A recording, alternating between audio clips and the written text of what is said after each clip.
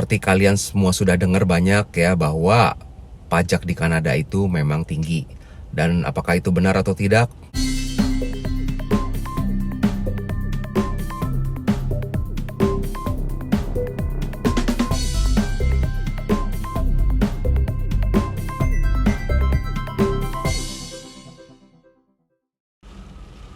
Halo guys, ketemu lagi nih dengan gua Darwin dalam channel pribadi gua Opini Darwin. Apa kabar kalian semua? Semoga kalian semua dalam keadaan sehat-sehat semua ya. Dan dalam video kali ini gua akan share mengenai yang nggak enak dari tinggal di Kanada dari segi bekerja di sini. Ingat ya guys ya, gua membuat seri ini bukan berarti gua menjelek-jelekan tentang Kanada saja. Nanti gua akan membuat seri yang mengenai enaknya kerja di Kanada itu bagaimana ya. Nah ingat ini adalah sequel dari seri nggak enak tinggal di Kanada, di mana part yang pertama gua sudah buat dan gua sudah launch videonya beberapa minggu yang lalu ya. Tapi itu berkaitan dengan kalau kehidupan secara pribadi dan berkeluarga. Dan kali ini gua akan share yang nggak enak dari bekerja di Kanada itu apa saja. Nah simak videonya sampai habis ya. Kalau sampai videonya rada berisik, mohon maaf ya, karena di luar nih lagi hujan guys ya. Jadi mungkin ada suara rintik-rintik hujan sedikit ya. Oke guys, yang pertama itu yang gak enak dari kerja di Kanada itu ialah kalau sedang mencari pekerjaan, resume kita itu harus diganti-ganti. Kalau di Indonesia, dulu gue inget tuh kalau gue buat resume ya, gue udah buat resume atau daftar riwayat hidup itu sekali saja. Dan ya udah gue bisa jadikan resume itu sebagai template gue ketika lamar-lamar kerja ke perusahaan-perusahaan lain, ya udah resume gue ini seperti ini gitu ya. Nah kalau di sini tuh nggak bisa seperti itu guys. Resume kita itu harus kita edit ya setiap kali kita mau lamar satu pekerjaan. Misalkan kita mau melamar pekerjaan nih ya, kita udah buka lowongannya, lalu kita lihat ada job description-nya apa saja. Nah itu kan ada beberapa kata-kata kunci ya yang penting. Misalkan kalau gue di accounting ada kerjaan lowongan sebagai intermediate accountant.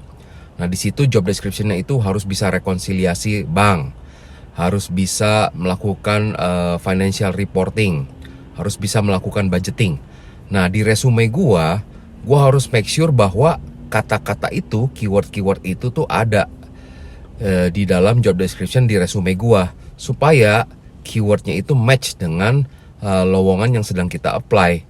Nah di sini itu banyak recruiter yang menggunakan software supaya dari kandidat-kandidat yang ada banyak keywordnya yang match dengan job description yang ada di lowongan yang sedang buka itu. Kalau misalkan kita lagi cari-cari kerja, hari ini kita ada menemukan 5 nih lowongan pekerjaan yang cocok dengan profil kita. Kita harus membuat 5 resume yang berbeda. Jadinya repot kan ya. Lalu yang kedua yang nggak enaknya dari kerja di Kanada itu ialah kerjaan di sini itu semua serba rangkep-rangkep ya. Seperti kita ketahui kalau di sini itu biaya labor atau gaji itu kan mahal. Even dari yang minimum wage aja sudah lumayan. Nah jadinya makanya ada beberapa pekerjaan yang dirangkep-rangkep. Nah contohnya tuh yang paling berasa itu kalau di sini tuh misalkan kita kerja kantoran sebagai senior staff gitu ya. Kalau di Indonesia kan kita bisa tinggal perintah-perintah office boy untuk melakukan fotokopi ya. Nah di sini tuh nggak ada yang istilahnya namanya office boy guys. Jadi kalian kalau emang mau fotokopi, kalian harus jalan ke mesin fotokopinya, fotokopi sendiri itu. Nah efek berikutnya itu berkaitan dengan kerja yang rangkap-rangkap ini. Kalau misalkan kita kerja di suatu company baru nih ya, jangan expect bahwa kita akan ditrain dengan sangat detail dan dalam waktu yang sangat lama. Perusahaan di sini kalau nyari senior staff, mereka maunya benar-benar sudah pengalaman, jadinya minimum training diberikan kepada si staff itu supaya cepat bisa blend in ya. Nah karena kenapa? Yaitu yang pengajarnya sendiri aja kerjaan dia udah rangkep-rangkep, udah banyak ya. Jadinya dia nggak mempunyai banyak waktu untuk bisa mengajarin kita dengan lama-lama, dengan pelan-pelan seperti itu. Jadi kita diekspektasi untuk bisa cepat beradaptasi dengan sistem yang ada, dengan bisnis proses yang ada, juga dengan culture yang ada di sini guys ya. Itu menurut gua cukup berat nih di sini ya. Lalu berikutnya itu berkaitan dengan tunjangan hari raya guys ya. Seperti kita ketahui kalau di Indonesia itu kita kan udah mendapat 12 bulan gaji, lalu mendapatkan bonus tahunan dari company, dan juga ada yang namanya THR, tunjangan hari raya. Nah di sini itu nggak ada guys yang namanya tunjangan hari raya ya.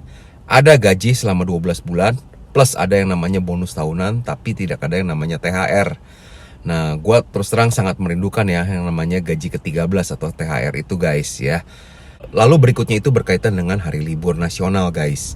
Menurut gua hari libur nasional di Kanada itu tidak sebanyak seperti di Indonesia. Seperti kita ketahui kalau di Indonesia itu hari libur nasional itu cukup banyak karena kenapa? Ada beberapa agama yang resmi terdaftar di Indonesia itu mempunyai hari raya yang dimana hari rayanya itu menjadi hari libur nasional ya. Contohnya untuk yang beragama Islam saja sudah ada yang namanya hari raya Idul Fitri, hari raya Idul Adha ya.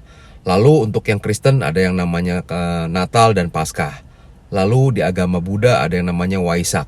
Lalu ada hari raya orang Hindu yaitu Galungan dan juga hari raya Imlek ya bagi orang-orang Chinese keturunan. Nah, di sini di Kanada libur nasional yang berkaitan dengan agama itu hanya untuk Christmas dan juga untuk Easter ya, untuk Paskah.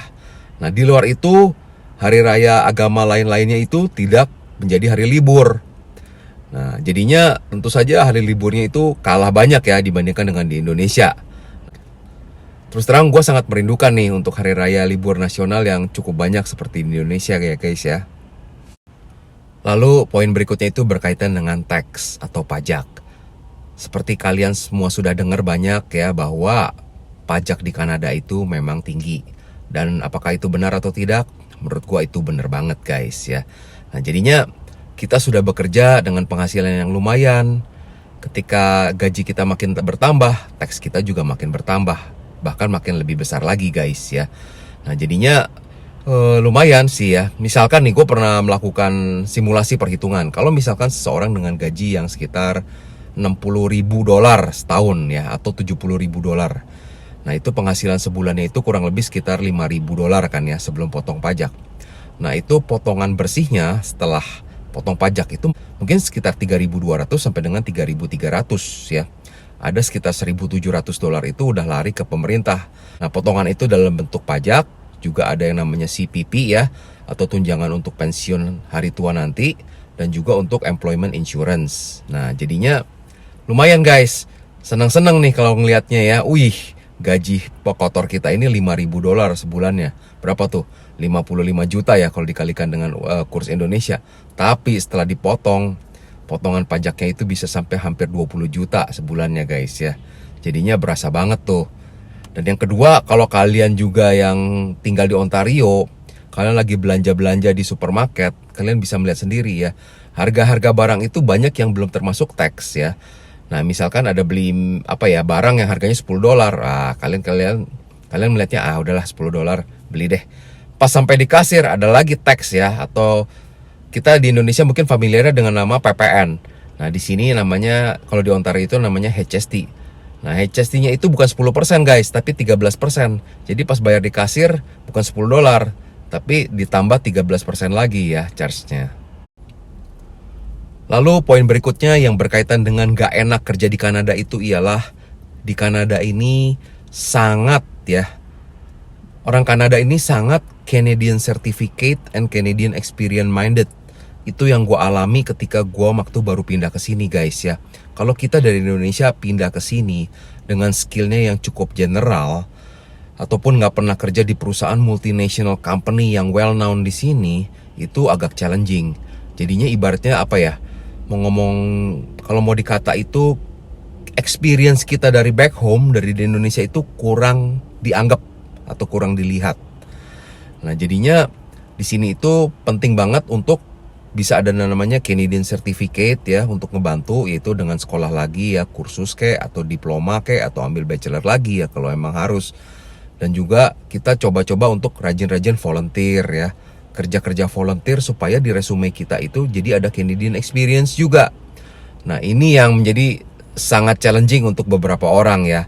Jadi seperti chicken and egg guys. Kalian mau kerja di sini harus mempunyai Canadian experience.